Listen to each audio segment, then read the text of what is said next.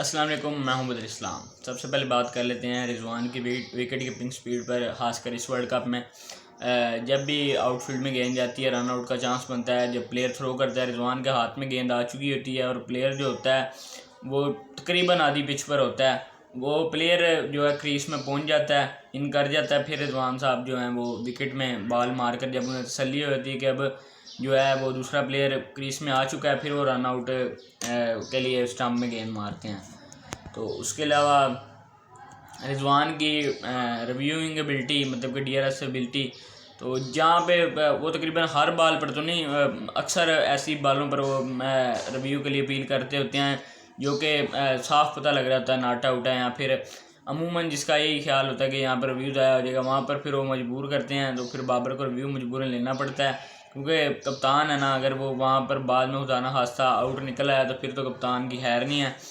तो अगर हमारा वहाँ पर व्यूज़ आया हो जाए, वैसे भी अंपायरिंग हमारे हक में हो नहीं रही, तो एक और एक्स्ट्रा प्रेशर बन जाता है। खैर उसके अलावा रिजवान जब 20-21 में रिजवान को देखा तो वो पहली स्लिप का कैच भी पकड़ लेते हैं। हालांकि स्लिप खड़ी होती थी या फिर कैच ख़राब कर देते थे, यानी ट्राई करते थे। तो अब जब स्लिप है ही नहीं पास, तो पहली स्लिप से गेंद जा रही, रिजवान साहब वैसे ही ऐसे नीचे हो जाते हैं करके मुँह, और वो कैच पास से गुजर जाता है। दूसरा, पिछले मैच में शहनशाह अफरीदी की लाइन एंड लेंथ और उसके अलावा हारिस रऊफ़ की लाइन एंड लेंथ, उसके पहले तो कैप्टन को कहते हैं हमें यहाँ पे स्लिप लेके दो, तो वो लेग से अगर स्लिप उठा कर देता है तो अगली गेंद वहीं पर कर देंगे जहाँ से वो फील्डर लेग से उठाया है। तो अगर वहाँ से स्लिप हटाइए तो वो स्लिप में बॉल कर देंगे, फिर एज लगते जाएगा। और उसके अलावा दी बेस्ट चाचू कैचर, तो वो भी उनके पास भी अफ्रीका वाले मैच में भी स्लिप में कैच निकला, स्लिप नहीं थी। अगली गेंद पर स्लिप पे इफ्तिखार अहमद को लगाया, तो इफ्तिखार अहमद ने वो कैच छोड़ दिया। और इस न्यूजीलैंड वाले मैच में वही हिसाब हुआ, केन विलियमसन का एज लगी चौका हुआ, फिर इफ्तिखार अहमद को लाए, फिर एज लगी, फिर चौका लग गया। हालांकि उस वक्त स्लिप भी हमारे पास मौजूद थी। तो खैर अब इसमें अब क्या हम कर सकते हैं। उसके अलावा बाबर आजम की फ़ॉल्ट क्या है? बाबर आजम का सबसे बड़ा जो गलती है वो ये है कि वो कप्तानी कर रहे हैं। कप्तान तो ठीक है, मगर उनका सबसे बड़ा कसूर है कि वो कप्तानी कर रहे हैं। और दूसरा सबसे बड़ा कसूर ये है कि वो इन प्लेयरों को अपने साथ खिला रहे हैं जो उनके लिए मैच जीतना ही नहीं चाहते। तो मेरे ख्याल से ये बाबर आजम का सबसे बड़ा कसूर है। चौथा, पाकिस्तान की जो दायरे के अंदर जो फील्ड है वो बिल्कुल ही पाकिस्तान की फील्डिंग ख़राब है। मतलब कि वो दायरे के अंदर जो है पिछले मैच में वो सिंगल लेते रहे हैं। केन विलियमसन जैसा प्लेयर जो स्ट्राइक मतलब कि स्ट्राइक रेट ही करते हैं, मगर उनका स्ट्राइक रेट जो था वो 120 था, इसी कॉन्फिडेंस की वजह से कि वो उनको कोई डार्ट ही नहीं थी हो रही उनके, मतलब कि बहुत ही कम डार्ट बाल्स उन्होंने खेली हैं। तो यहाँ पे हमारी इस पे तो मेरे ख्याल से हमारी फील्डिंग शुरू से ही इतनी ज़्यादा ख़ास नहीं है। इन 2 सालों में अच्छी फील्डिंग थी हमारी। उसके अलावा सारा मैच हमारे जो बॉलर हैं वो पहले 30 ओवर में गवा देते हैं, तो फिर हमारी फील्डिंग भी अमूमन अच्छी हो जाती है। उसके अलावा हमारी बॉलिंग भी अच्छी हो जाती है फ्यूचर कैप्टन की। तो खैर इससे आगे अब हम बात करते हैं। प्लेयर्स को अब मजबूरन ऐसी ग्रुपिंग करनी पड़ रही है, क्योंकि अगर उन्होंने टीम में रहना है, उनको अपनी पेमेंट लेनी है, तो वो भी बाबर आजम के ख़िलाफ़ ही परफॉर्म करेंगे।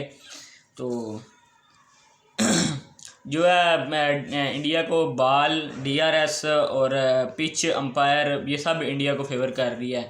तो अंपायर का भी मेरा नहीं ख्याल मुझे बताने की ज़रूरत है, DRS का भी नहीं बताने की ज़रूरत है। अगर आपने कल अफ्रीका और इंडिया वाला मैच देखा था, तो पिच भी इंडिया अपनी मर्ज़ी की बना रहा है। तो बॉल की रहेगी बात, उस पर थोड़ी सी मैं वजाहत कर देता हूँ कि सब टीमों में जो है वो इंग्लैंड भी शामिल है, साउथ अफ्रीका भी शामिल है, उसके अलावा क्या कहते हैं ऑस्ट्रेलिया भी शामिल है। पाकिस्तान को चलो मैं कह नहीं रहा कि वो नंबर 1 बॉलिंग अटैक है, पाकिस्तान में तो वैसे भी वो अपने कप्तान के लिए खेलना ही नहीं चाहते। तो अगर मैं कंपटीशन करूं, क्या जो शामी जो वो जोश हैज़लवुड से बेहतर है? क्या जो है पैट कमिंस जो मोहम्मद सिराज जो पैट कमिंस से बेहतर है? क्या जो है जसप्रीत बुमराह वो मिचेल स्टार्क से अच्छा बॉलर है? हो सकता है मिचेल स्टार्क और बुमराह का लेवल बन सकता है, और शामी और हैज़लवुड का भी लेवल बन सकता है, मगर सिराज और पैट कमिंस का कोई कंपटीशन है? वो सिराज जो सीधी सीधी बालें फेंक रहा है उसकी भी इतनी बॉल स्विंग हो रही होती है। असल में बॉल का मसला पता क्या होता है?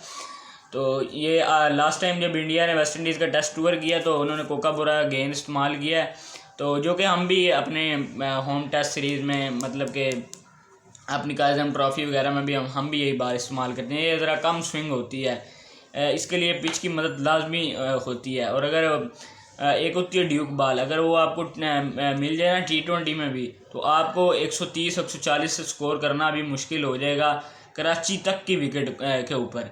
तो ये एक बाल का प्रेशर होता है। ये 2021 में पाकिस्तान जब गया था वेस्ट इंडीज़, तब उन्होंने अपनी टेस्ट सीरीज़ में ड्यूक बाल इस्तेमाल की थी। तो आपने भी देखा, अगर आपने टेस्ट सीरीज़ देखी थी तो आप देख रहे थे कि कितनी करीब करीब से बॉल एकदम से स्विंग कर जाती थी 2.5-3 के एंगल के ऊपर। तो मैं नहीं ये कह रहा कि ये ड्यूक बाल इस्तेमाल कर रहे हैं। एक और बाल भी होती है, वो एक तरफ से जो होती है ना, वो एक तरफ वज़न यानी उसका अगर 25 ग्राम है तो दूसरी तरफ उसका वज़न होगा 60 ग्राम 70 ग्राम, तो एक तरफ बाल झुक जाती है। अब श्रीलंका वाला मैच जो मैंने देखा है कि इतना लैक ऑफ बाउंस था कि कोहली के 5 कैच जो है वो ड्रॉप हुए लैक ऑफ बाउंस की वजह से। तो वह अब अगली इनिंग्स में जब इंडिया बॉलिंग करना है तो गेंद एकदम से उछल रहा था। या तो फिर आप यही करते हैं, आप पिच बदल के दूसरी टीम को दे देते हैं कि भाई आप इस पिच पे बैटिंग करो, या फिर आप बाल बता दें। ये तो लाजमी सी बात है। ये जो अब ये नहीं है कि वो इतने थके हुए बॉलर हैं कि वो बाल ही नहीं उछाल पा रहे। हालांकि पिच में उछाल होता है, बाल में उछाल होता है, बॉलर को कुछ नहीं करना पड़ता। तो यहाँ ये मैंने आपको वजाहत दे दी। उसके अलावा पाकिस्तान अगर एक विकेट गिरी है तो इसलिए पाकिस्तान 21 रन से जीता। अगर पाकिस्तान की वहाँ 2 विकेटें गिरी होती तो शायद पाकिस्तान जो है वो मैच हार भी जाता न्यूजीलैंड वाला। तो ये DLS का एक सिस्टम है। मैं शुक्र है पाकिस्तान की 1 विकेट गिरी थी, इसमें फ़खर जमान का तो कमाल है ही है, बाबर आजम का भी इसमें काफ़ी कमाल है। उसके अलावा अगर ओवर पूरे होते तो लाजमी सी बात है हमने इंशाल्लाह ये टारगेट चेज़ कर जाना था। और फ़खर जमान ने दोबारा अपना 200 मिस किया। उसके अलावा पाकिस्तान के खिलाफ पाकिस्तान के पास अभी भी जो है सेमीफाइनल का चांस है वो बहुत ही कम है। अगर पाकिस्तान सेमीफाइनल खेला भी तो इंडिया के साथ अब पाकिस्तान को खेलना पड़ेगा, मगर मेरा नहीं ख्याल पाकिस्तान के पास कोई चांस है। इस सूरत में हो सकता है कि अगर 9 तारीख को जो श्रीलंका और क्या कहते हैं उसको न्यूजीलैंड का मैच है, वो मैच बारिश की नज़र हो जाए तो फिर पाकिस्तान का चांस बन सकता है। तो उसके अलावा रूट, कोहली और बाबर, कोहली का जो अफ्रीका वाले मैच में स्पाइक निकला, बाबर आजम का भी वही सेम स्पाइक अफ्रीका के खिलाफ था।